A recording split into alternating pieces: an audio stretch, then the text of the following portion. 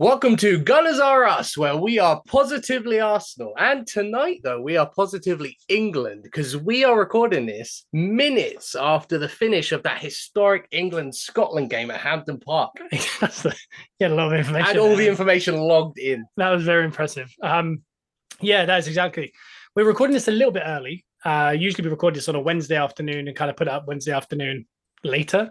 But we're doing this a Tuesday night. And the reason we're doing that is because Orlando is calling. We have our good friend, WWE superstar Elton Prince, but we know him as football fanatic, Southend supporter, / Javinio supporter, / I've run our names, Alex Song, if you wanted to describe him as a player himself. But no, we have Lewis Howley. He is here. Hello, Lou.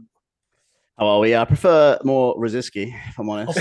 Classic. But, that's just me. But yes, boy, what's happening?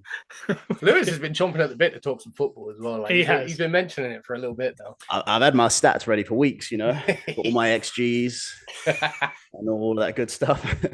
No, it's interesting as well because we started this podcast and we've obviously got Simon. So Simon's not here again. He's still having some issues with his voice, which is not ideal with his job. And I'm watching Lewis nearly throwing a pillow across his room. But so he won't be back until hopefully next week. Yep. But this is a hell of a stand-in. It's from the wrestling world again.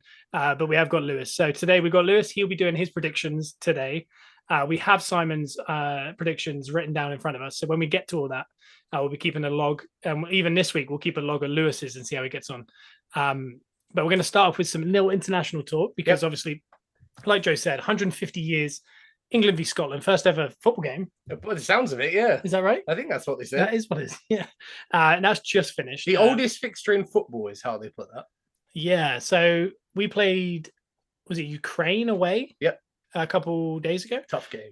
Draw away from home. Zinchenko scored, though, which was nice. And it's kind of had a whole vibe to this international break is Arsenal players scoring, really. I'm going to be honest. I haven't necessarily always been fully invested in international football and England games, but having more Arsenal players in these teams is definitely brought me back in.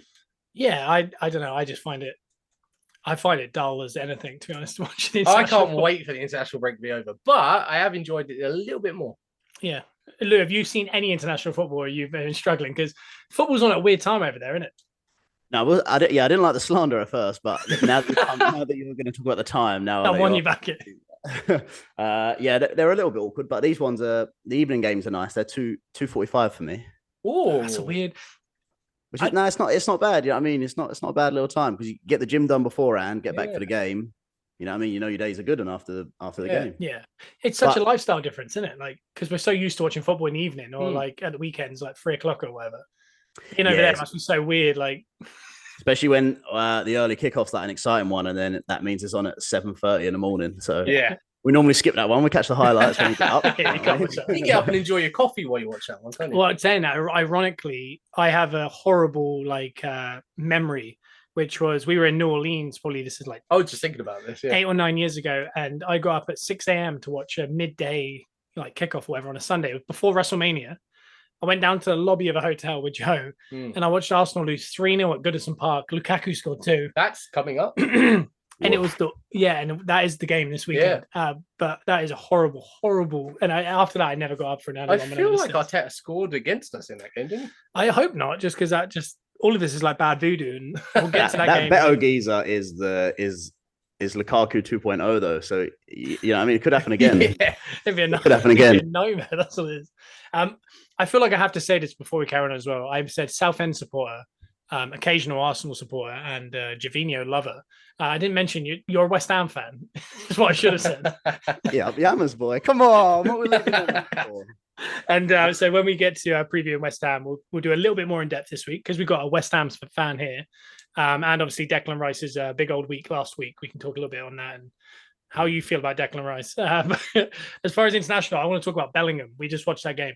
He is bloody good. Wow. Like I said to Dad downstairs, if Southgate doesn't play Rice and Bellingham together in that England team going forward, like any team in the world would bite off a hand for that pairing in the midfield. England gets it for free. There's 110 million. Yeah, they get it for free.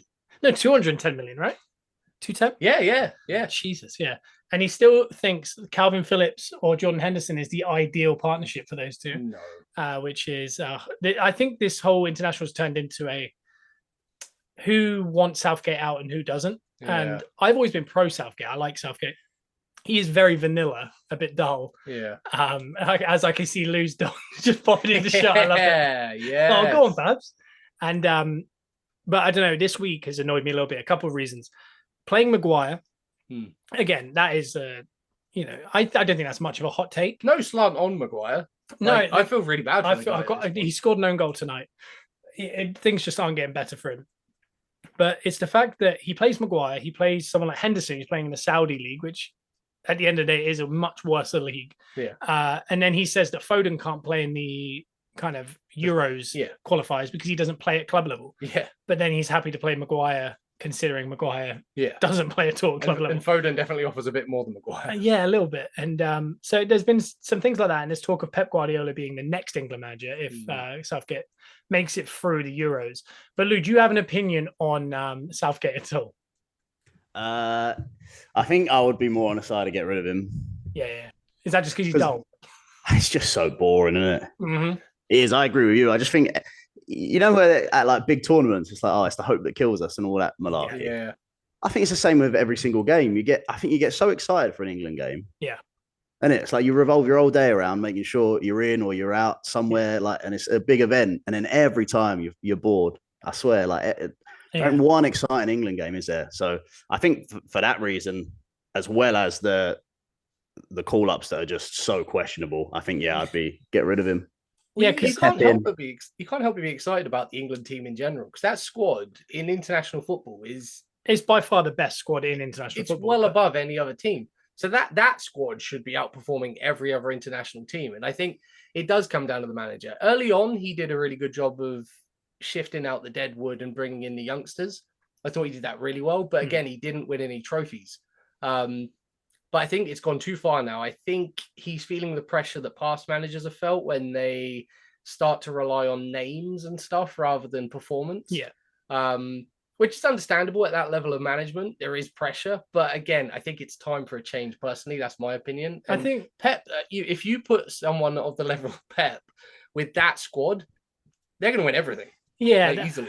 I got a message from the Bruno, who has come up on this podcast a couple of times.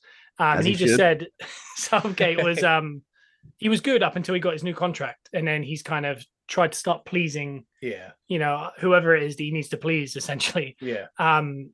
With people like Maguire and Henderson. It's like almost like it's a Powley thing. When Henderson went to Saudi, Southgate publicly said that doesn't mean you won't play for England. And it's like, but it should, because the league is not good enough.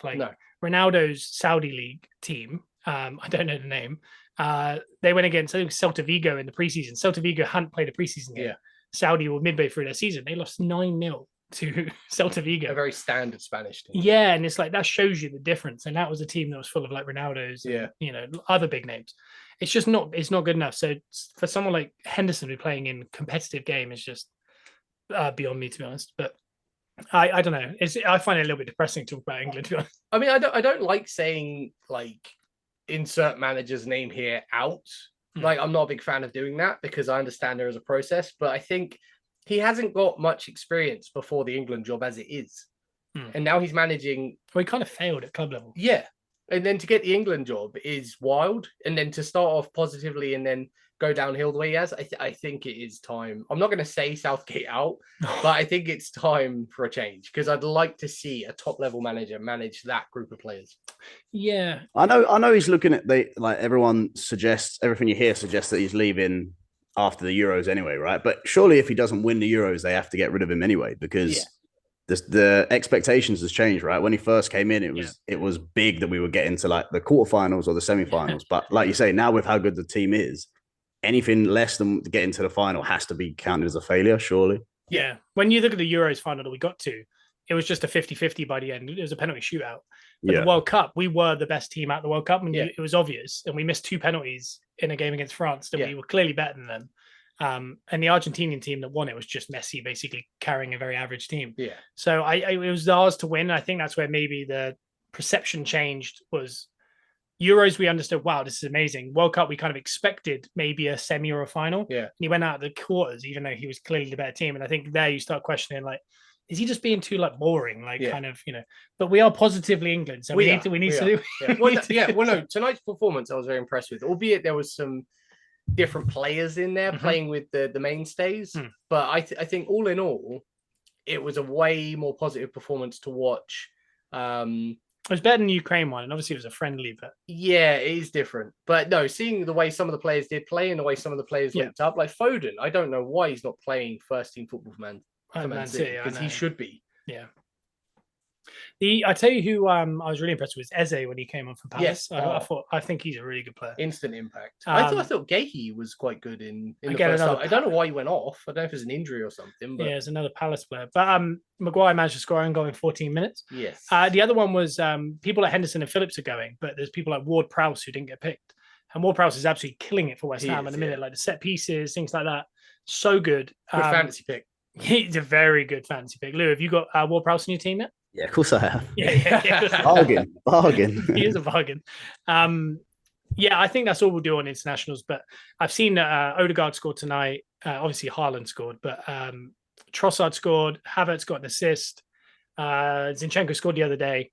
There's been quite a few Arsenal players that have scored this international break, so quite good to see that. But I mean, it's been a while because I think we had the most players in the Premier League going out to internationals. Yeah, and that's been years since I've heard anything. Hardly any of them get picked for the last like 10 years. But so that was good to see. I'm going to jump in on one more thing actually, just because you were talking about Bellingham. How lucky are we that he's on our team? Because he looks like such an unbearable person to play against, doesn't he? Yeah. Right. I didn't realize how nasty. Wind up. He's just an absolute, wind you up. He got booked tonight, and he also like started winding up. He started like a whole brawl between Scotland and England at one point. Did you see that video of him in Spain when someone tried to shoulder barge him? He moved and he did the matador thing. Yeah, and he started like doing that to the guy. Like, he does seem like a nightmare. 19 years old. Wow. He was bossing the Euros final at 17. Like, it's just. Yeah. But when Birmingham, he was always going to come out a little bit that way, weren't he? You know what I mean? If you're that good at 17. Yeah. At 16, Birmingham City sold him to Dortmund for $1 million and retired his shirt. And everyone went, that's a bizarre thing to do. Yeah. And then now everyone's like, oh, I understand. Yeah. Like they obviously knew something. The next part we're going to talk about is the transfers. So we didn't really talk about the transfer window last week because obviously we had other stuff to talk about. And I wanted to wait until I think it was the Turkish and the Saudi transfer window shut, and everything's shut now. The big one for Arsenal was Pepe finally went. Yep.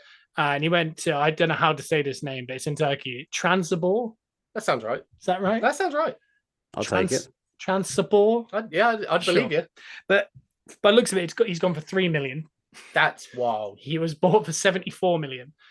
I don't know if Arsenal are particularly bad at selling players. It seems that way. Simply just because when you look across the league, a perfect example this year is Connor Cody going from a very bad Everton team. Connor Cody's an England international. Hey, he's good, went to Leicester in the Championship, and he went for over 10 million. Wow. And Rob Holding. Wow, the Rob Holding one baffles me. Yeah, he has 2 years with a further third year, if he wanted it, left on his contract at Arsenal. He's just gone to Palace. The deal is worth £1 million. This is an FA Cup, 3-time FA Cup winner, 3-time Community Shield winner, Champions League experience, Europa Cup experience, over 200 games in the Premier League. Worked under Emery, Arteta, and Arsene Wenger. Wow. And he's gone for 1 million when 31-year-old Connor Cody has just gone to Leicester. He's 27 still, Rob Holding. That's nuts. So when you look at that, and then I extend that into the Pepe stuff, is we bought him for 74. Yeah, he was a flop. Well, you say flop. This is what I was kind of getting at. Yeah. When you look at his numbers, he has more than Anthony and Sancho combined at Man United over the same period of time. Yeah. He was, as an Arsenal fan, I don't think he was actually that bad. I just don't think he fits the Arteta style. That's the main thing. Yeah, but I think when you look at his stats, how can we not get like 20 million for a player like that? There's money's getting thrown around everywhere. I don't understand how Pepe at 26 or 27 is £3 million. I don't like. Do you rate Pepe, Lou? Oh, nah. I mean, nah. Come on. But we don't. Yeah, I mean, we don't need to hammer the geezer. But nah. Come on. Now the thing is, for me though, with the Holding thing, obviously the price is wild, but I also think it's just a weird choice from him because he's only going to sit on Palace's bench as well. You don't get in over Gahey or Anderson, does he? Yeah. So surely he'd rather warm the Arsenal bench than the Palace bench. I mean, get a couple more trophies behind her and that. Yeah. I guess he just sees his chance potentially of getting in more so there than he would at Arsenal. But I agree. Anderson and Gahey is up there with, I think they're probably in the top 5 or 6 in the league best centre-back partnerships. 100%. One in the next year, one of them will go to a big club, if not both of them. That's all I can think he's thinking. Is Gahey going? Maybe the foresight. That's pretty clever. He's thinking, I'm right there. So before we move on from Pepe, Lou, would you say, is he better or worse than Gervinho? Gervinho all day. I'll take Gervinho. Come on. Those Gervinho on the byline cutbacks, they were deadly. Oh no, yeah. All I think of Gervinho is that I think he played an opening day against Newcastle. Joe Barton got him wound up and sent off. I got very wound up that day as well. I ended up in the pool in a full suit. You did, yeah. Why were you in a full suit? Because it was opening day. I was in a full suit, and also the sofa from that room nearest the pool ended up in the pool. It did, yeah. It was a joke, but that wasn't the 4-all, though, was it? Or was it? No, not the epic 4-all. No. Check Tiote. Yeah, it scored the 4. Yeah. I was working at Holiday Inn. Great game. Yeah, it was a very good game. I was working the Holiday Inn. I watched it on Match of the Day in the lobby of the hotel. Yeah, I remember you telling me. Yeah, it was very sad. Another person, obviously, King Deadwood, which I like to call Cedric. I hadn't heard that till before this. Arsenal fans kind of, Deadwood is a considered term for people like in their teams, like, you're trying to move on all the Deadwood. Yeah. I think Arteta has been actively trying to move on. If he took on a squad of 24, I think he had about 18 Deadwood. Wait, so are you telling me at this point Cedric is King Deadwood the 18th? Yeah, he is the last one. And Holding, I don't think Holding was Deadwood necessarily. I thought he had his place. He was a good locker room guy, supposedly. I guess Cedric could be also, but when you look at that team, El Nani is verging on the Deadwood part of considering what fans still feel. But for me, I'd say he is the last of that crew that he just can't get rid of, and he's on massive money. Yeah, bizarrely, like he's on 20k a week more than Eddie Nketiah. Yeah, he's on close to Saka money. Yeah, it's scary. Yeah, I don't know what happened there with that deal. Him and Pablo Marie came in at a panic right at the start of Arteta's reign. Yeah. And obviously the reason he's staying is because he's getting paid heavily. He doesn't want to take a pay cut. He's happy to just not play. Yeah. But I say he's not going to play. He's been announced in the 24-man Champions League squad. Wow. I think he's capable of offering something. Mm-hmm. I don't think he fits the Arteta mold like a lot of the other players do. Yeah. But he's definitely a handy player to have around. He's not a bad player. Yeah. I mean, a lot of other teams would take him, but yeah, he doesn't fit the Arteta vibe. I've never seen him perform. Arteta's pretty ruthless though, so like, why is he still there? I think, like you said, I think he's a good locker room guy. I think he has been for some time. Yeah, because we are very light on the defenders now. Like you'd think 8 is a good number to have, so you have essentially 2 in every position. Yeah, and with Timber getting injured right at the start. Yeah, I think we now got left back is Zinchenko. Yep. And you got Kiwior as the backup. Yep. You got Saliba and Gabriel. Tommy also plays left now. Yeah. But if you were going to like just slot them in just for so you can see it, Kiwior and Zinchenko. You got Gabriel and Kiwior. No one technically, Saliba and no one, and then Ben White and Tomiyasu. Obviously, Tomiyasu, Kiwior both can play centre-back as well. Ben White and Zinchenko technically can play centre-back. Yeah. Push. Declan Rice can play centre-back. But it just looks very like 6 players. If Timber was there, 7. I think if Timber was there, it'd be fine. Yeah. But you do worry that, especially with Tomiyasu's injury list before. Yeah. And this weekend, though, Tomiyasu was playing for Japan against Germany, and apparently he was just unreal. There's like compilations of it. It's just really good. And I think last year, for example, when Saliba got injured, hurt his back, the worst part about it was Tomiyasu got injured at the same time. Yeah. And I think if he had been able to play, I think we could have had a much better end to the season. Yeah. But no, Lou, do you know, what do you think about Cedric? Like, I thought he was back when I used to play FIFA, he was a good buy when he was at Saints. Yeah, he was. Oh, yeah. You'd like Obviously, him he's a lot older now. But I never thought of him as a bad player. Even at Arsenal, I've not thought of him as a bad player. He obviously isn't up to that level. No. But he's still a good player. I just think that they should have done...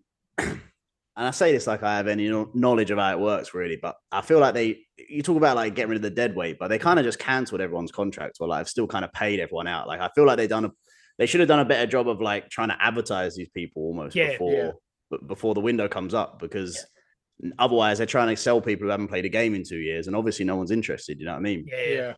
And I think that hurt them a little bit, that they just kind of in their head they're like, oh, we don't want them, so we'll just leave them at the training ground or whatever. But they're just leaving them while they're just collecting checks and losing any value that they do have. You know what I mean? Yeah, it is so hard, and obviously you want them to play because like I started to think like if we were trying to sell like Trossard right now, what price would he go for? Because we just bought him in for what is it, 21 million, which is a bargain. But because he's obviously not getting into the team every week, the way Arsenal said, we're pretty. No, I don't think anyone talks about enough about how they nearly paid like 75 mil for Mudryk, and instead they got more than that potentially. Everyone's forgot about that. What a wild, lucky little coincidence. Like we've had a few of these because we tried to buy Martinez, the Man United player, and we couldn't get him, so we went for Zinchenko. We tried to buy Vlahovic, who's now at Juventus, struggling, and we bought Gabriel Jesus because we couldn't get him. We tried to buy Mudryk, we couldn't get him, so we've got Trossard. Casado. Yeah, we couldn't get Casado, so we got Rice. It seems to keep working out, which is starting to. If it happens one more, I'm starting to think maybe it's a pattern because of the way Chelsea's style of transfer policy is. I feel like Arsenal tried to send people one way. Let Chelsea people in. And then go, all right, no one's going for this guy. Let's quickly go get him. So I don't know. Like either that or it's the weirdest coincidence, and it's just worked out. But Mudryk, do you think if Mudryk had gone to Arsenal, he would be a lot better than he is right now, or is he just bad? I think he'd be better. To be fair, I still think obviously paying 75 for him with his current form and 20 million for Trossard, I think obviously that's such a wild deal. And user on the up there. But I think if Mudryk came to Arsenal, I think he'd be a lot better. I think he's just gone into a team that's just everything about it is negative, and there's not one positive thing in the dressing room, in the press, like anywhere. I just think it's hard for anyone to perform. And then because of that, he's not played too well, and then everyone's on him personally as opposed to the club. And then now, you know, I mean, then you get stuck in like the Maguire situation where you're just a mess basically because you're just constantly under pressure. Whereas if he went to Arsenal, I don't think he'd have that really, other than obviously a bit of like price tag. Yeah, because realistically, he had nothing attached to him before, did he? Like he's a TikToker. If anything, everyone was excited about him as a general player in like across Europe. But sorry, one more, but just they keep changing that Chelsea squad so much as well. Like if they gave him like 10, 15 solid games on the left, and then he didn't perform, then I think we can jump on him a little bit and say, he's been ripped off, you know what I mean? But he starts like 1 in every 4, comes on for 10 minutes. Like, what do you expect, really? Well, it's like the Ukraine game the other day was the first time I think I've ever watched 90 minutes of Mudryk. And he was, at the end of it, I just said, I think he might be just bad. His stats are so low. It's either that or he's so low on confidence. Like you said, he's gone to Chelsea. It's made it, everything's dipping. And similar things happening at Arsenal to an extent with Havertz. But obviously there was a negative connotation that came with Havertz before. Whereas Mudryk was clear of everything. Chelsea's kind of put the cloud on him. And obviously the price tag. And it's so much harder when that price tag is for a forward. Because like Rice, similar, like massive price tag. All he has to do is do his job. And everyone go, it was worth it. Whereas he gets like a goal and everyone's like, oh, doesn't just do his job, he scores. It's a bonus, he's doing this. Whereas if you're a centre forward and you bought for 100 million, if you're not scoring what Haaland's scoring, you're done, aren't you? Like you have to deliver, and he's not. Obviously, if he got a goal and a couple of assists, it'd be a lot better than just nothing. That's not ideal. But I do think of Havertz, the big price tag, 65 million, big wages. And I think with Mudryk, similar to Havertz, I think just get him out of the limelight for a minute. Like Havertz, take him out of the team. Let him come on in a Champions League game with 30 minutes to go. Let him just kind of do his thing. Stop forcing the kind of formation just to have him in. Because I think that just loads it on. Because I think against Man United, when he came off, I think the fans cheered. And it's like, once you start getting to that level, Xhaka did it and managed to completely I don't know how reverse it. But I mean, he did that again in a position, even though Havertz is playing in the same position, a different style of football. Whereas Havertz works so hard. He just, it's thankless a lot. He does a lot of thankless stuff, but he's supposed to be doing not that, but the other stuff. So he's kind of doing, if everyone expected him to do what like Rice is doing, he's doing that. But because they're expecting goals and like back post headers and all sorts, and he's not doing that, I think it's just going to get worse. So I think just pull him out and let him kind of settle. But talking to Chelsea, they've spent 950 million since last summer. Wow. Their transfer policy apparently seems to be, they know they're going to get sanctioned, and it looks like it's going to be about a 3-year transfer ban. Okay. And that's why they're signing everyone to 8-year deals with a 1-year extension if they want it. Is his plan is I'm going to sign every 20 to 23-year-old wonder kid, Yeah. have 30 of them at the club. Yeah. And then when they cancel us, we'll just keep a squad for 3 Yeah. or 4 years and we'll build it together. And it's a kamikaze way of doing it, because you can look at Mudryk, like, if that doesn't change, you have to pay that guy those huge wages for 8 years. And he's never going to leave. Look at Cedric. Like, they're just going to go, no, you've given me massive wages. No one wants me. And all they can hope for is that Chelsea obviously have a connection with Saudi, and hence why they seem to be the only team that can sell to Saudi. Yeah. So they might be able to offload like a Mudryk at 24, 25 years old to Saudi, because I could definitely see that path for him if he doesn't figure it out. I can see if anyone's going to do it. I think Pochettino, as a manager, will bring out the best in that team. I think if I was a Chelsea fan, it's all a bit up in the air at the minute, but I'd still be quite positive about the future. Like, I know, like you said, he's logging in a lot of youngsters, a lot of good, bright youngsters. He's a good manager. He's got a lot to work with. The other downside, though, is the pressure. Yeah. The pressure of the owner, the money. That's the only thing that could be the undoing of that team. Because I think if they stick with him and that group, I think the Mudryks and everyone else, they will come along. They will come along nicely. I think they will. And again, it's like what Lou was saying about like Mudryk at Arsenal.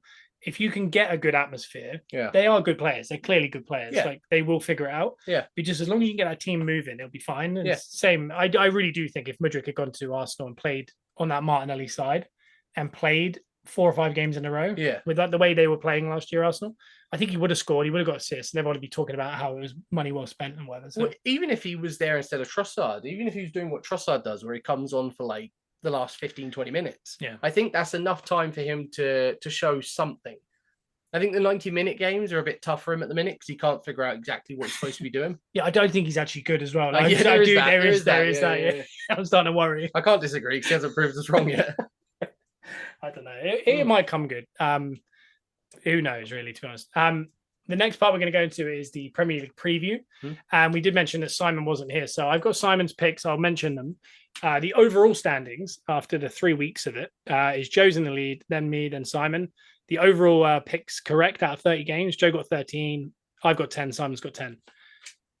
If I get none right this week, Lou, and you get all 10 right, you would only have to have played 1 week and you would have beaten us. It was possible as well. All 10. It is. Is it scores or just the winner? We do a bit of both. We're just going for the winner. Like, that's how we keep score of the winners only, but we also kind of pick scores. Simon set through scores, so we definitely. I think Simon's got for 1 home win. Everything else is away or draw. So wow, it'd be interesting. Joe's leading this, but every week when he does it, we kind of think Joe's a bit crazy with these picks, and he keeps to get it. But I think the Premier League's been pretty bizarre, to be honest, this season. So first game, I don't know what I think about this game. It's Wolves versus Liverpool. Simon has gone for a 3-1 away win for Liverpool. Okay. I do think Liverpool are getting good. Yeah, they've made some good signings, and I always trust what Klopp does. I trust that group of players is still quality. I know Wolves have been on the losing side of things a few times now, but I've been quite impressed with their performances, like their energy levels. I think that game's going to be quite an energetic game. Is that on TV, do we know? Yeah, it's the 12:30 game. So for Lou, it's 6:30 in the morning. Yeah, you got up nice and early for that one. What a rib, though, is that some of the games aren't televised over there, right? And I get all of them, This is an ongoing... There's never a game that ain't on. It's crazy. There's only me and about 10 other people in the whole country watching them. The Premier League the other day, were away, obviously, all summer. The second week back, I think. Yeah. The first televised game was 8 o'clock on a Saturday, I think. There was nothing... obviously on television midday. There was nothing at 3 o'clock. There was no 5:30 game. And then there was 2 on the Sunday. So there was 3 televised games 2 weeks after the Premier League came back. Wow. England is just, it is a rib. Like, it's nuts. It doesn't make any sense. Like, we have relatives in Spain and they watch every single game. Yeah. Like, it's the only country. Like, people in Ireland, by the way, get it. Wow. Why not us? I wish Wales had some kind of law. I'm pretty confident Liverpool are going to win that. I think Liverpool have definitely figured something out. Klopp builds that midfield around just workhorses, essentially, and those 3 he's brought in really do look like they're kind of mimicking what Fabinho, Henderson, and Wijnaldum used to do. Salah's still world class, and I really like Darwin. Like, I think he's just wild. Like, he's such a... He reminds me of Ibrahimovic, that kind of player. Like, I just don't know what he is. Like, it's bizarre. Well, even Gakpo can't get in that team. No, Gakpo's a good player. So you're going Liverpool over Wolves, yeah? I'm going to go Liverpool over Wolves. I'm going to say 2-0 Liverpool. Yeah. What about you, Lou? What do you reckon? I think Liverpool will definitely win. I think they'll bang goals and all. I think Liverpool will score 4. Nice. I like that. That'd be a good game to watch. I think the issue is, I don't know, it's tough because Liverpool's defense is a bit dog at the minute, isn't it? Yeah. With Van Dijk out as well. Yeah. I feel like you're always expecting a goal against Liverpool, aren't you? Really, no matter how good Alisson is. I'll go 4-1. I'll take 4-1. Okay, I'll take that. Joe, what you go? I'm going to go Liverpool as well. I think. I'm going to say 2-1 Liverpool. I'd rather you say 1-2. 1-2, just because it's away. 1-2. As far as a watchable game, I think that's watchable. But again, Lou, how do you feel? Like, because as an Arsenal fan, I always watch games like that. Like, naturally, Liverpool is a game I want to watch because I want to see Liverpool lose. Yeah. Because it's like the same big 4, big 6, or whatever people call it now. With a game like that, are you, as a West Ham fan, do you care who wins, or are you just looking for a good game? Nah, at that point. Well, I don't know. My dad supports Liverpool, so of course, I guess I loosely for him, I always want them to do quite well. And they're not like any. I feel like, well, for me personally, but I feel like Liverpool isn't one of the unbearable teams. You know what I mean? It's not like a Chelsea or a Tottenham where you despise them. Yeah. So I mean, so I always look forward to Liverpool doing well. But I'd probably not watch that one. I'd probably catch the highlights. You're definitely not getting out 6 in the morning to watch that. Especially not half 6 in the morning, yeah. The next game, I also don't think you would get up at 6 in the morning, but this is first of the 3 o'clockers. Aston Villa at home to Palace. I think that's actually a good game. Yeah. It doesn't sound it, but Villa have been very Unai Emery. Yeah. When they're attacked with pace, they absolutely crumble. Yeah. Against other teams, they're absolutely like ripping teams apart. Like Newcastle away, they lose 4-1. Yeah. But then they're home to Everton. I think it was Everton, and they won 4-0. Yeah. And then it seems to go that every week. They either lose 3-0 or they win 4-0. Like, it's confusing. At home, they look very strong. But like we were talking about earlier, the Palace centre-backs are very good. Eze looks good. Elise's out at the minute. When's he due back? Do we know? I think it's a couple more months. Okay. So they've started well, Palace. They have, yeah. But I think Villa will be too much. I'm going to go Villa maybe 2-1. Yeah, I think I've been surprised by Villa this season. I was expecting a lot more solidity from them, considering they are a Unai Emery team. But they lost Buendia and Mings to ACLs like week 1. The Mings loss was massive. In that game, it showed how massive that was, because even in the game changed. Yeah. Pau Torres guy looks a bit shaky and all, doesn't he? Yeah, it's not the same vibe. Like, they got Diego Costa as well. No, not Costa. Diego Carlos. Oh, yeah. Is it? Yeah. And that makes me think Roberto Carlos, which we were talking about kits before we came on here, and I'd like a Roberto Carlos 96 Brazil kit. Baggy fit. Like the away blue though. Oh yeah. Something about that. That's nice. Yeah. That's something we should discuss more, actually. What kit picks. Yeah, Lou, I know we were talking about before, but you mentioned the 3 kits you just purchased online. Yeah, I did just buy a couple, actually. I normally do like the mystery ones, but the last time I did that, I got sent out of 3 shirts. I got sent 2 Charlton tops. Oh, so really? That's put me off. I don't mind one. I mean, even one's a push, isn't it, really? Come on. I don't even think Charlton fans want 2 kits. You know what I mean? But so I actually picked them this time, and apparently there's a low division Scottish team called Loch Ness FC. So I got a nice Loch Ness FC away top, and it's got the Loch Ness monster on the bottom of the kit. I love that. Nice. I got a 2009 Galatasaray, like purple mauve, if you will. Yeah. And I got last year's, I can't remember if it's the away kit or the 3rd kit, but last year's Barcelona strip, the white one with the red and blue cross. That's a really unique shirt, actually, isn't it? It's clean, I think. The white on it makes everything else look real nice.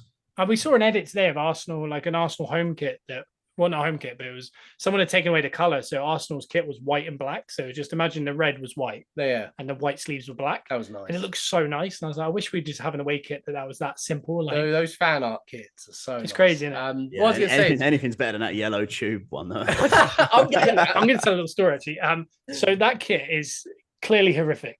But that came out the week I came to see you last, which was like, I don't know, a couple months ago, whatever it was. And the kit got dropped like 1 of the mornings. I was sat in the sun, lovely in Florida, on my phone, and it was like obviously it's got the outline of Islington and like North London, all Yeah. that kind of stuff. And I was like, I felt very at home, even though I was away from home. And then we watched the MLS trick shot thing or whatever it was. Yeah. You remember, like on Apple TV or something. And for whatever reason, I have just such a good memory of us ordering food and being with you and like, you know, watching it. And for whatever reason, now that kit has I had to talk myself out of buying it because it game me such good memories of that going away and seeing you. So, Oh, well, now I feel bad slagging it off. yeah. I feel awful. Oh, what a design. No, I agree. The kit is awful. I'm getting it. I'm getting it. You've got no like. I've got zero chill when it comes to kits. Yeah. But you've got the home shirt. Lissy's got the third shirt. I feel like I need the away shirt just to kind of keep it, you know, complete the trio. I'm gonna get a nice baggy fit. I think with Saliba, 2XL Saliba Arsenal font on the back. In like 10 years, I'm sure I'll probably buy that and be like, look at this retro. Yeah. And we'll all love it. That's what happens, isn't it? They're all gross at the time. 10 years later, everything's beautiful. Yeah, right. That you were saying about that Galatasaray shirt it's purple.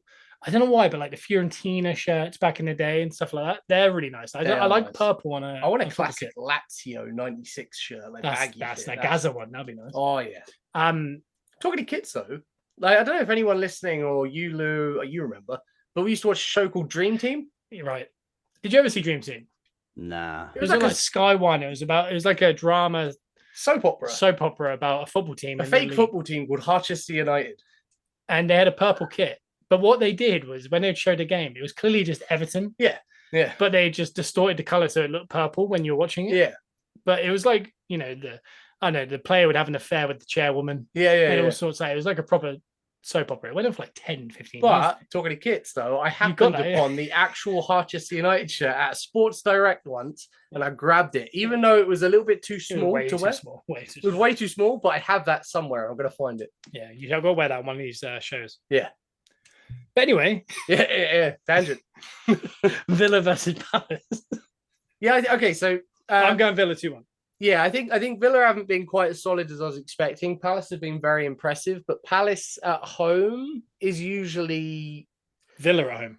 Yeah, but I mean Palace at home though is usually when I would go Palace on that. I think, but I think as Villa at home, I'm going to go 1-0 Villa.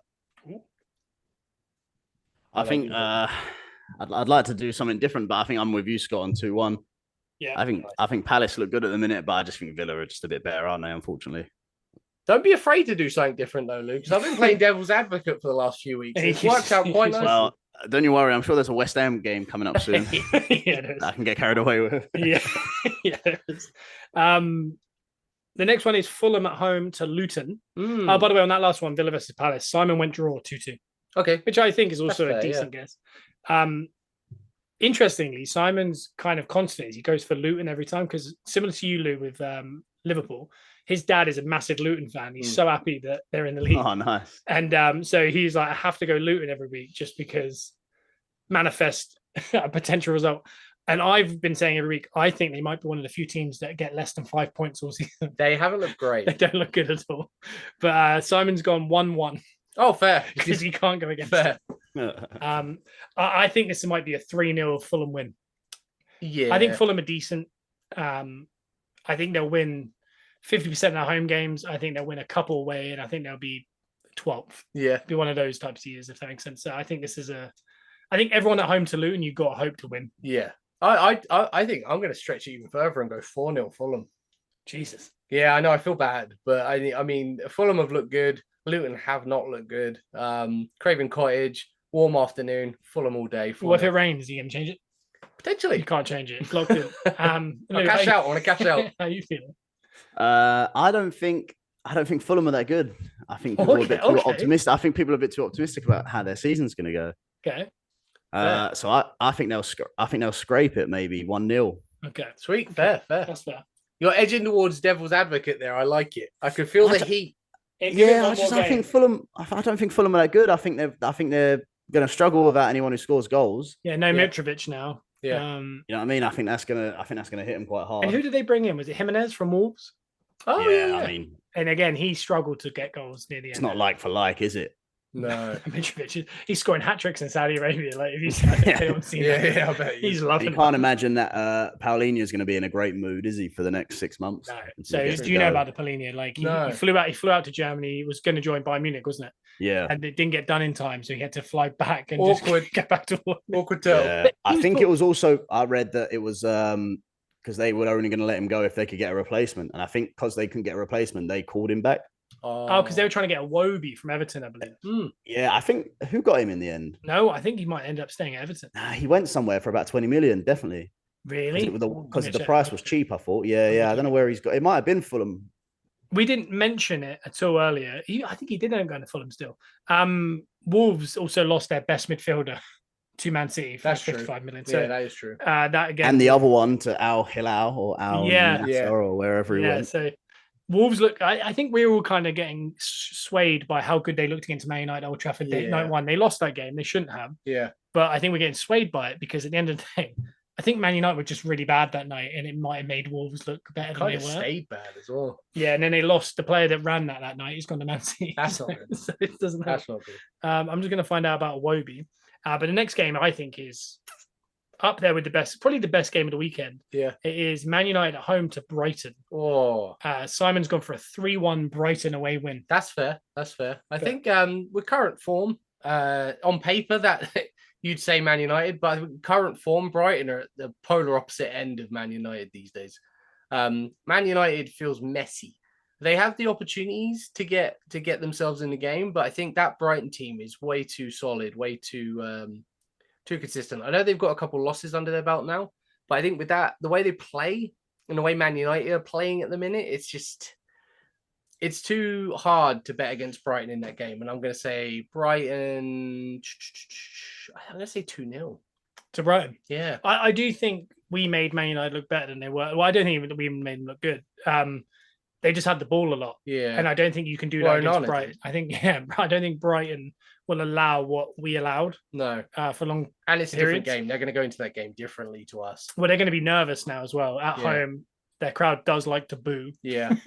So it depends. But Brighton also did lose, 3-0 to West Ham. That was a good game. Yeah, but then went and destroyed Newcastle a week later. Are they inconsistent, or was it just a one-off? How did West Ham just play that to perfection? Well, I think West Ham have just turned it on at the right time. West Ham played it to perfection, I'd say, probably. Out of them options. They did. West Ham were very good. I think Brighton will wipe the floor, man. I think that'd be 4-0 Brighton. Oh, I like that. I can't wait till the I Bruno hope that hits happens. us. I don't think they've got a chance. I think that they're playing terrible anyway.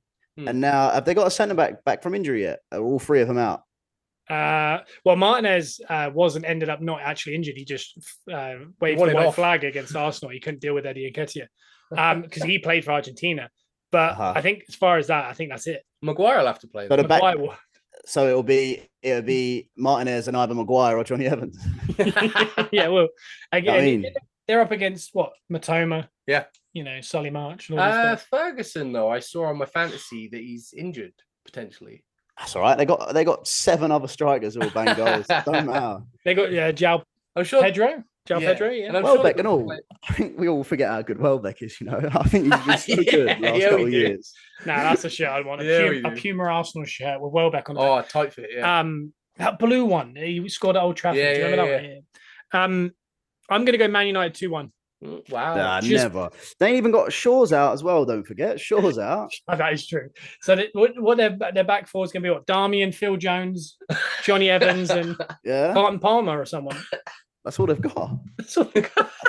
Anthony's stepped away, hasn't he, for the time while he's getting investigated. Yeah. So Sancho's having a Barney with Ten Hag. So there's no right. Rashford can actually play left side, maybe. It's so messy there at the minute. That Højlund guy, did you see much of the Arsenal game at all? I thought he looked all right, didn't he, when he came on, to be fair? Yeah, he's back in He looks good. Some of the build-up play looked quite nice. I like what he offers, yeah. If they start him, I think they should go for the Tottenham approach when they had Kane and Son. They should make Rashford, Son, and Højlund, Kane, that kind of, comes deep, goes around the back, that kind of stuff, and just go for counter-attack. Yeah. Because I don't think they're good enough. But Mason Mount's back, so maybe, who knows? Maybe he'll score 3. Right? Yeah, in the next 3 years. So, I've got Man United. You, Simon, and Lou have gone Brighton, no draws. Next one is a very good Spurs side versus Sheffield United. Simon's gone for a 2-0 Spurs reluctantly. Yeah. I do think Spurs look good. I don't like saying it. I like the manager. I don't like. We did like 20 minutes on an episode the other day. Oh man, I don't want to talk about it, but they do look good. Yeah. And Sheffield United, I don't know they've had much. I think they're only going to win at home. I don't think they'll win many away. I'm going to have to say Spurs are going to win that quite comfortably. Yeah. I don't like saying that. I'm going to say 4-1 because I think their keeper's sus. Yeah, I think Sheffield United, they showed in the Man City game, they could put up a fight when it comes to the big games, and especially at home. At home, yeah. I think they could probably hold teams out, but I think if you're going to go to Spurs with the way they're playing at the minute, I think Spurs are going to walk all over them. I think I'm going to say 3-0. Wow. I'm gonna go 3-1. Oh, nice. I think Sheffield United have looked the best out of the three that have come up, right? They fought hard against City. I think they don't think they've looked too bad, but Tottenham are just too good at the minute, and I think they're just playing too well. Not too good, but against them level of teams. Yeah. I just remembered and all. What's that Tottenham geezer who's gone to Man United, the left back? Oh, Reguilón. Yeah, if he starts, imagine he's gonna have to deal with that Ansu Fati. Yeah, overlapping with who's their right side at the minute? Is it Solly March? March. Yeah, Matoma's on the left, isn't he? Yeah, Ferguson down the middle. Yeah, dangerous. No, that's what I'm saying. You think United are going to win 2-1, brother? I'm just playing devil's advocate. I don't want them to. I mean, all right, then we're at this is the big game of the whole weekend. It's a big game. West Ham at home against Man City. Simon has said he's gone 3-1 Man City, but he said he wants to go opposite. So he was going to go 7-0 West Ham. Okay, but I think he's just gone with his head and said 3-1 now Man City. I really hope West Ham do something. Yeah, I really, because I do worry. I do think Man City are going to win the league comfortably. They're by far the best team in the world, probably. I really don't want the league to just become like Germany and Munich just win it every year. Yeah. So these are the weeks where City are going to drop points. Yeah. I think they're going to comfortably beat people like Arsenal and Liverpool and that home and away. It's these awkward West Ham aways, Newcastle aways, even a team like Forest away, like just where the atmosphere just gets up. Yeah. These are the weeks. If they start winning these ones comfortably, 3-0 away to West Ham and stuff, we're all in trouble, I think. But this is the beauty of the Premier League, though, because unlike the Bundesliga, we've got weeks like this where we can sit back and just watch what West Ham are going to do. Maybe it's a 3:00, by the way. Just so you know, that should be on TV. That feels like a TV game, doesn't it? I mean, West Ham are looking very good. I'm not just saying this because you're here, Lou. West Ham are looking very good. Like, they've got a good group of players. They've done well since Rice left. Moyes is a great manager. Well, they are top of the league. No, they're not. They're 2 points behind, man. This is the top of the table. This is a top of the table clash. It's on at 3:00. We can't see it, and Lou can watch it, but we can't. If West Ham win that, they'll be top guaranteed for the week. Wow. Bad, is it? Yeah, that's where they're at. What do you think? I do think that the thing is, if you'd have said it any other year, really, you wouldn't. All right, people might be a bit nice and be like, when you go away to West Ham, it could be a tough game. You might lose points, but I don't think many people mean it today when they say that. But with the current form and the way that we play, I do think we could be one of the teams to. We're not going to challenge for the title, are we? But I think we're the kind of team that could cause problems because it's just, if Ward-Prowse puts in 10 balls. Yeah. Oh, yeah. Antonio's going to get his 50p on a couple of them, isn't he? Do you know what I mean? Bloody Souček might appear, wouldn't he? Yeah. Nigel Reo-Coker at the back post. Nigel Reo-Coker used to always. It's so scrappy and just so like old school football that I think no one's preparing to deal with that at the minute because we're all, you know what I mean? No, I don't think it really. I would imagine it don't get covered too much. So I think they have the potential to catch people off guard. I do think. I think they defend solid and all. When they park the bus, I think they're very tough to get through. Yeah, and that Kudos guy is going to be good. Mm-hmm. Oh, add him in as well. Yeah, that's unreal. You got an incredible goalkeeper as well. That's always a good one. He does look mustard, doesn't he? That area. Yeah, keeping Fabianski. He is. Yeah. Happy about it. They do look good, and I'd like the fact that Moyes has just gone. Do you know, I'm going to play Allardyce football here. Yeah, I'm playing big sandball. I'm not messing about. I'm going to play 4-4-2. Tony Pulis.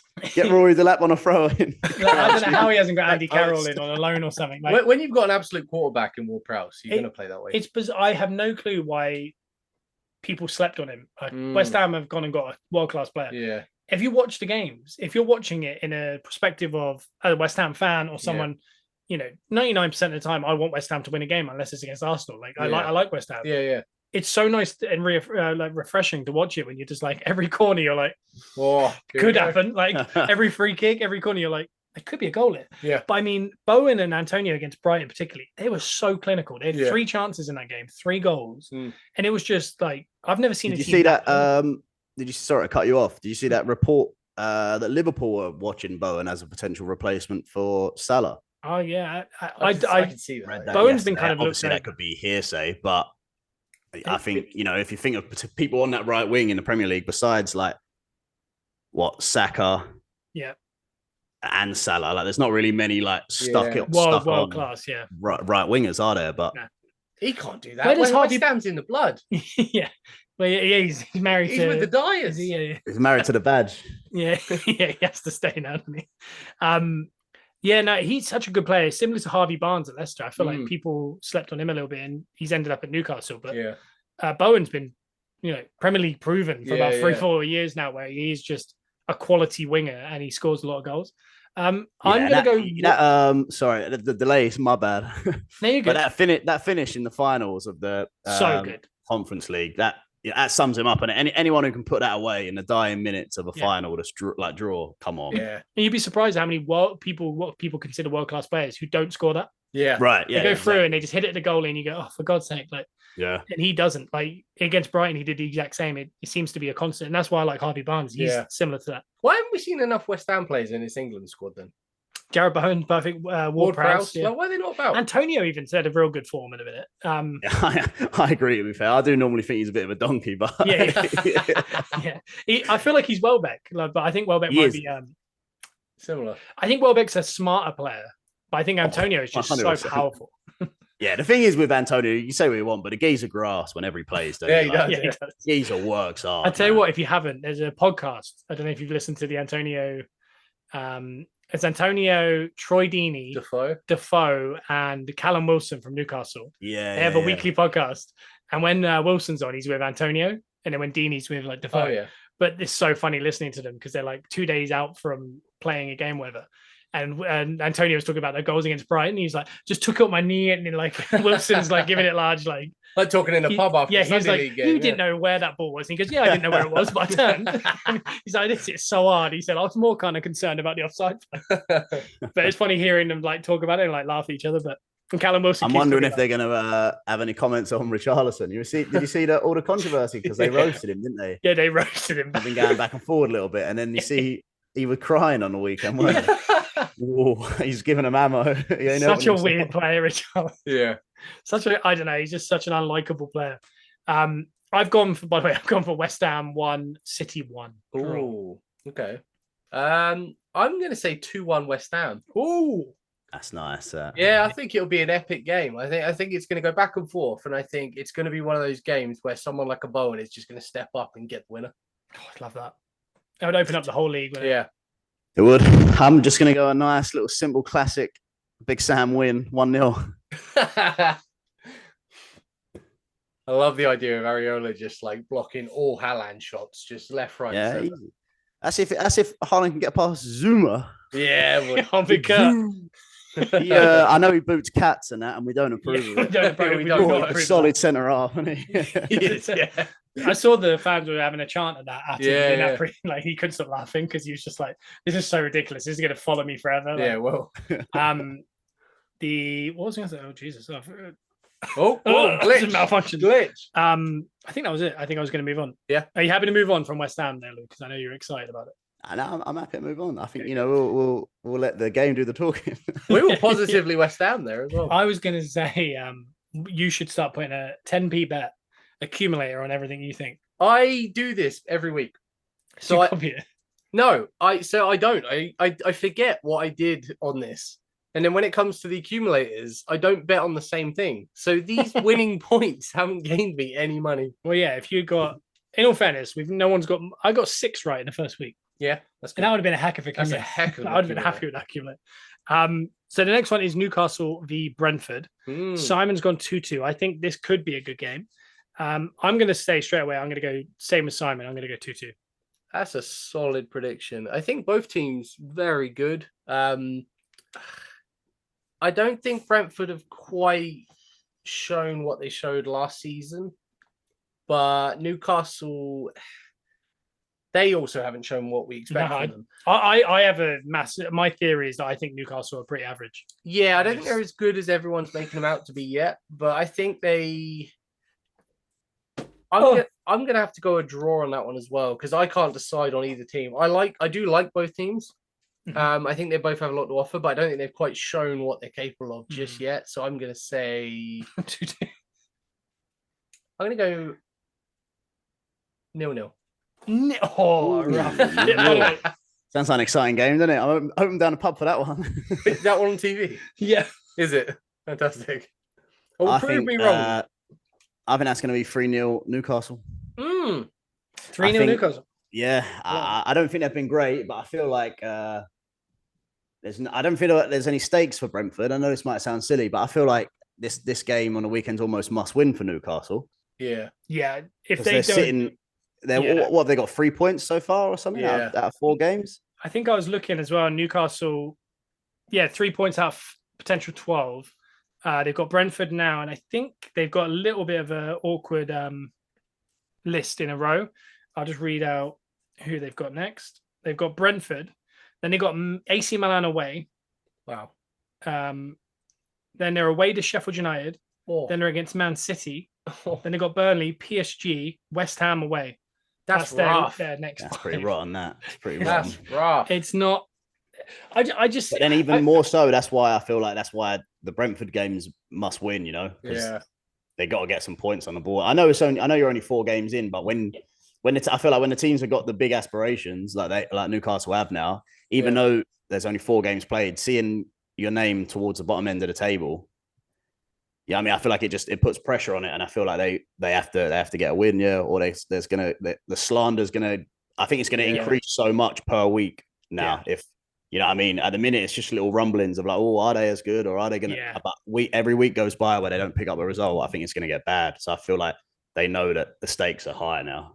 It's weird as well because we get like podcasts and stuff with players. As a fan, like for example, if we'd lost to Man United going into the international, I'd have been so kind of down. Yeah. And just like, oh man, like I know we're better than them, but we have to get the points back. And then all of a sudden Everton away becomes like the scariest fixture ever. Yeah. Mm-hmm. And if we feel that as fans, and then we hear these podcasts where the players are talking about it, like Lewis just said, that kind of pressure building can only make you, it's like at the end of a game when it's 1-1 and the team's really pushing for a goal. Every player doesn't want to make that final pass because you don't want to be the one that maybe tries something a bit too much. Yeah. The crowd boo. Yeah. So you keep passing it left. Keep passing it left, left. Yeah, I think you're right about the pressure in that game. I think Brentford, like you say, aren't really playing for anything these days. I think they've come up. Like they don't play for anything. It's like 4 games in. I think that as a team, I think they're just kind of middle now. Like they've become a middle. Yeah, and it's like they know that as well, almost, right? Like if European football would be nice if they could squeeze in a 7th place or whatever, but like everyone is familiar with where they are and where they should be. They're happy to be there. Yeah, participation is key. Some games we're gonna be so good, and then sometimes we'll be all right. We're not gonna go down. We're not gonna win. I mean, but on the open market, how much do you think Wissa or Mbui is gonna go for? Mbui is such a top player, so it's tough to put a price on his head. I'll say that. Top level. The next game is an interesting one. Bournemouth at home to Chelsea. Oh. Chelsea have the highest XG in the league. Okay. But they have the worst conversion rate. Okay. They are not at all fulfilling anything that they're trying to get across on the pitch. So, and I think Bournemouth are actually a decent side. Yeah. This could be dangerous for Chelsea because Tottenham recently went to Bournemouth, and Tottenham just eventually they weathered the storm. Then eventually got their play going and they ground it out. But I mean, it was hard work. Yeah. Chelsea might not be as lucky because they really do feel disjointed. It doesn't feel right. I think Nicholas Jackson is in the mold of like Antonio or Welbeck. I think he's big, he's powerful. I think he's Benteke. Yeah, he's really good at everything except that last bit. Yeah, which is not ideal for a forward. You remember Benteke at the MLS thing? Yeah. Oh, why did he agree to do that? You got to know your limits. Oh, poor Benteke. And the thing is, when he was in the Premier League, he was the type of player to me that if I was watching a Palace or a Villa game or wherever it was, not Liverpool, because that was very bad. Yeah. But you'd think he'd do something, a bit like Antonio. Like you kind of think like, oh, he's probably going to score a header. You get something. Yeah. But he'd have to have 50 attempts here, and he will get it eventually. Yeah. And I do think Nicholas Jackson might be of that. Like, I think he had 8 goals in La Liga last year. Yeah. Yeah. And they spent all this money on him. No, especially in Spain as well, where defensively not great. Yeah, I think, he's going to learn out the hard way, like going away to Bournemouth is just a nightmare. Can you do it on a Tuesday night in a rainy Stoke? That's always the big question. We'll never know. We'll never know. Stoke are never coming up. I don't know. I do think Bournemouth are going to win this. I'm going to say Bournemouth are going to win this 3-0. What? Fair. 3-0 I respect it. I think it's late here, and I'm excited. And I think that's what it is. I think that's all it is. I'm going to go the opposite way. I think 3-0 Chelsea. Yeah. I'm gonna go 3. I feel like I pushed you into it. I'm going to go 3. I was going to say Chelsea win anyway, but I like the idea of going the opposite way with the score. No, Simon, by the way, went 1-1 draw. That's fair as well. It's all fair. But all of these seem possible. It's all very with the Premier League at the minute. It's very possible. But I think this is Chelsea's game to kind of show us something. I think they can go down there and put it together. And I think this is going to be a Chelsea win for sure. Yeah. What did you go? What was the scoreline, Joe? 3-0 Chelsea. 3-0 Chelsea. Oof. I'm gonna go 2-1 Chelsea. I think it'd be closer, but I think Chelsea will win. Ooh. We've covered bases here. We've actually covered bases. And I'll say, Lou, this is on at 2:00 in England on a Sunday.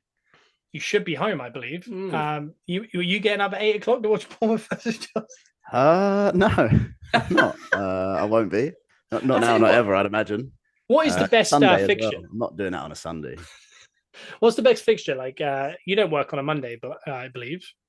Nah, I don't work Mondays. So, what would get you out of bed? Yeah, well, Forest versus Burnley at 7:45 on a Monday get you out of bed.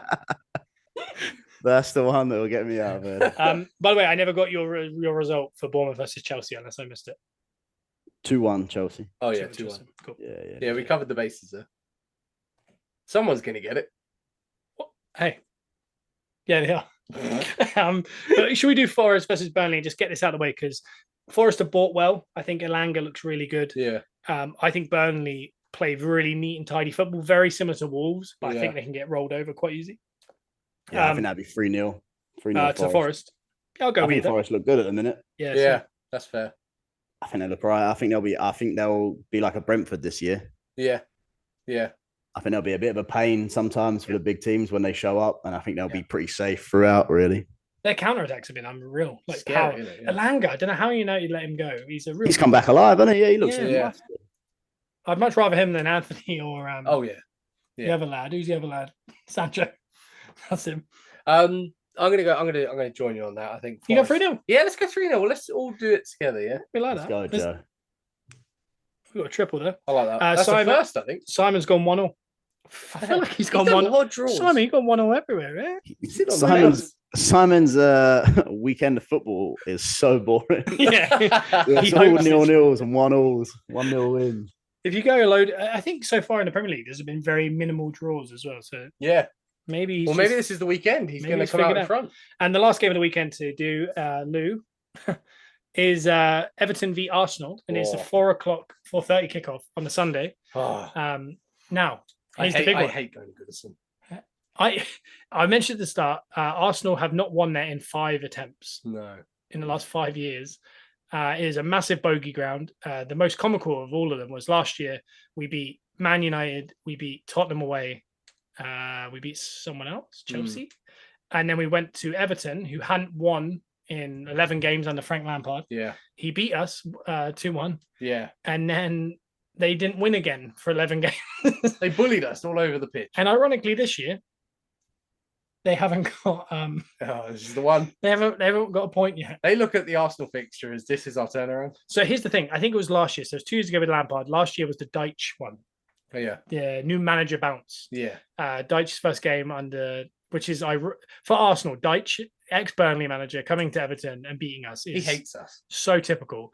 Ironically, they're going to have a new owner bounce. Wow. So they're about to get new owners. Timing. Are they? Yeah.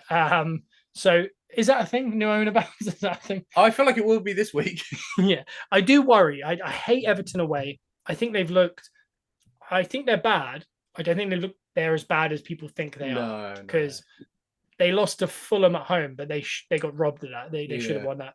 Oh, no, you know what? That's what if you weren't going to cover that, that's what I was going to say because I saw. People just put up. You just see them graphics all the time of teams like starting 11, and then under each position it will have sort of like the backups, subs and stuff in it. I saw one of them for Everton's team this year, and I think if you actually look at the starting 11, all right, when we start getting past that, we're struggling, but so are a lot of teams, really, aren't they? Yeah. But I think the starting 11 I don't think it looks too bad, man. It's a good group of players, yeah. Yeah, it's. You know what I mean? Pickford's solid. Oh, you know what? No, that's what it was. You wanted Ramsdale as England #1. I think that's atrocious. No, that's what that was your thing for last week. I don't want to disagree with you because I like you a lot. I just think I think Ramsdale has got so many mistakes in him, man. I think he's such a liability. Yeah. You remember that that thing? Was it Robinson let in like the 04 World Cup? Yeah. I think Ramsdale's got one of them in him. Hey, I don't like. He's got one in him. I like him. You know what I mean? But I think he's got a couple of them in him. Actually, did you see Pickford last week? He scored an own goal, came off the back of his head, and then he did a triple save at the end of the game. That save was insane. And then he started doing some kind of Italian gesture to the crowd. He's a nut, man. He's a nut. I like it. That's why I love him. Yeah, I think he's an animal. I think Ramsdale's quite crazy as well. Do you like Ramsdale? So you like? Just say you like him. Oh, I really like him. I think he's lovely. I think he's good. This is what it's about. Lovely. Yeah, I don't know. I do think Everton are better than what they're letting on. Yeah. I surely probability wise they can't do it for a 6th time in a row where they're just on really bad vein of form. They beat us, and that's what kind of kickstarts them, or just doesn't. But they seem to do it. And Simon's gone for a 2-0 away win to Arsenal. Okay, fair.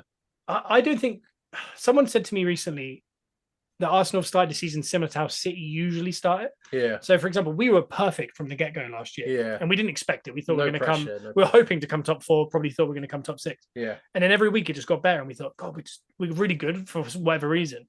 This year there's a pressure that we're supposed to be good. Yeah. And so far, we won the Community Shield. We beat Man City, and obviously it's just on penalties. But we've won 3 out of the 4. We've drawn 1, which we shouldn't have drawn. We should have won all the games realistically.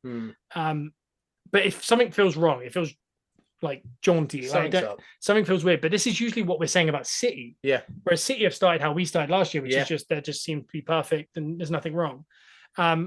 Which is giving me slight hope that maybe we're doing what City usually do, which is start slow, try and figure it out without losing games. Yeah. So with that, I'm hoping that we can win this 1-0. That's my guess. 1-0 is a very good. I'm gonna go the same. I'm gonna go 1-0 Arsenal. I think 1-0. I know we've looked a little bit shaky at times, but I think with that system we have in place, I think we will just grind teams out at this point, and it will take us a few games to kind of get into a real rhythm. Like you said about City. I think if we can mirror what they did last season and they're doing what we did, that'd be nice. That'd be ideal. Treble would be good. Yeah, Man City could sit top of the league all season if they want, like we did last season, and we'll just snatch it away right at the end. Yeah. But I'm going to go 1-0 Arsenal for that one, yeah. Good. What do you think? I'm going to go a lot more confident for the boys. I think I'm going to go 4-0. I think it'd be a piece of piss. Lewis, I do like you a lot. I don't think they'll struggle. I think now he's stopped fanning about putting Partey right back. Yeah. He's had to stop that because Partey's injured. Yeah. I like the Thank fact. God. Right? Like, what's he doing? I know. I wish we didn't have to lose Partey just to get him to do it because I do think our best team is that back 5 that that he's finally gone back to. Yeah. Partey, Rice is a number 8 instead of Xhaka, Odegaard, and then the usual front 3. That is the best team, and it's similar to Southgate with England. I feel like we can all see what the best team is. Yeah. We're like, can we not just play it just because it's clear? Right. We do like 10 players that are correct, and then one random, and then halfway through the game you think, oh, he's going to take him off. Yeah. We're going to be there, and he takes off. I don't know, Zinchenko and Rice, and he brings on like El Nani and Vieira, and you're like, I just want to see this team once. Yeah, wild. Although that Vieira's looked good, hasn't he? Yeah, very good. Yeah, he's really changed it. I know he ain't done too much, so I'm not going to speak too early, but I think he looks a million miles different to when he's come on last season. Yeah. He looked lost before. When he used to come on last, he didn't look like a Premier League player almost at times. Yeah. I thought he looked like, not being horrible, but it felt like he looked like a scared little boy at times. Yeah. You know what I mean? He looked lightweight, didn't he? Like he just didn't. Yeah. It looked like it was just kind of too much for him, but I think he's looked great this year. Yeah, I agree. I've been really impressed with him. Because last year I was kind of by the end of the season I thought I don't get it. Obviously there's something there because they wouldn't have bought him, but I just didn't see it. But this season I've been really impressed. He's got 3 assists in 45 minutes of football. Crazy. He just looks stronger, and I think the Champions League can change it. I think I saw an interview with Trossard because obviously with Belgium they were asking about his lack of game time. Yeah. And he said, "Yeah, I'm unhappy about it because obviously I want to play." But Arteta said once the Champions League fixtures come, which is next week, he said I'm going to be in the team a lot because I'm going to either be starting the Champions League games and then coming on in the Premier League, or I'm going to be starting the Premier League, and because Martinelli can't be expected to play 90 minutes every 3 days, Saka can't, and Trossard should be playing. So and I feel like Trossard's going to clean up in the Champions League. I don't know why. He feels like a Champions League player. I feel like it's not if that's irrational or not, but I do feel Trossard's going to be really good. I think Havertz might find his place in Europe as well. Yeah. I think Vieira should start that game, personally. I think Rice is the number 6, usual back 5. Vieira as the number 6. Odegaard is the other side. And then Martinelli, Saka. And I really want to see Jesus come back. I think Eddie's been brilliant. Yeah. I think he was potentially our best player against United. But Jesus, when he came on, just reminded me of how good he is. Like, you can't replace what he does. He's just such a good player. Like I agree, but do you not feel like you guys you got more goals when you're with Nketiah on than Jesus? Yeah, I always say that I think if Jesus plays, Arsenal play better. So maybe other people score. He won't. Whereas when Eddie plays, I don't think we play as well, but we score more. Yeah. And he scores more. So it's a real tough one. But obviously, I would like to see him against each other. I think Saka's been it's been his weakest 3 or 4 games I've seen. He still managed to get 2 assists or 2 goals and an assist in that time. Yeah. But again, that's what top level players do. They kind of stat pad essentially in that period when they're not doing great. Even if Eddie was off the right and Saka had a bit of a rest. Yeah. But again, I don't know if you want to deal with the pressure that comes with dropping Saka before a game like that. And then if you go 1-0 down, everyone heaps on like, why did you not start Saka? So I don't know if you got a good thing going, I think you just keep going. But I do feel bad for Eddie if he does miss out. Yeah. Because I do think he's been really good. I've been really impressed with Eddie. He didn't come on today, did he either? That was a shame. Yeah, that was my other issue with Southgate is they forgot to register him apparently for the Ukraine game. Yeah. So he had 2 goalkeepers on the bench, but not another centre forward. That's wild. And then tonight they brought in Callum Wilson for the last couple of minutes. You could have given Eddie and Eddie could have at least had 2 minutes.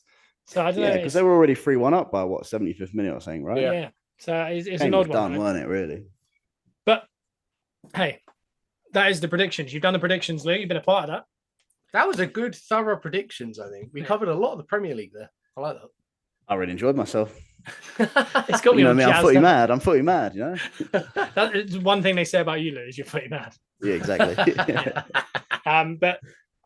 But whoever has listened, thank you for listening. You can follow us on ByTBL on all our socials. Simon's obviously at Simon Miller 316 on all his socials. Lou, where can they find you? Is it under Lewis or is it under a different name? It will be at Elton Prince _PD. Oh, nice. On the Instagrams and the X's. Yeah, some pretty pictures on there. There's some very pretty pictures. And how are you feeling? Just in general, are you feeling good? Yeah, how's that shoulder looking? Because I feel wonderful. TV, you were struggling. You're holding that mic quite well. Strong, look, I'll say this: I'm close, but I'm not there yet. You know what I mean? I understand.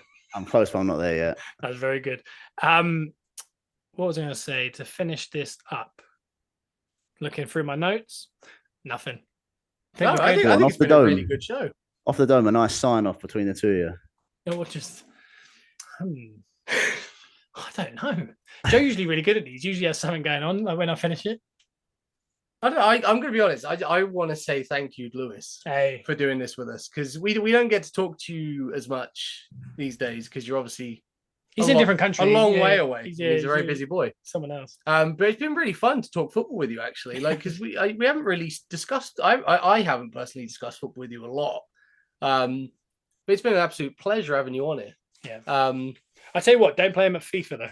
Oh man, I bet he's a demon. He's an absolute fiend. I bet. What's your go-to tactic on FIFA then? What are you doing? Just be better than you. That's what he does.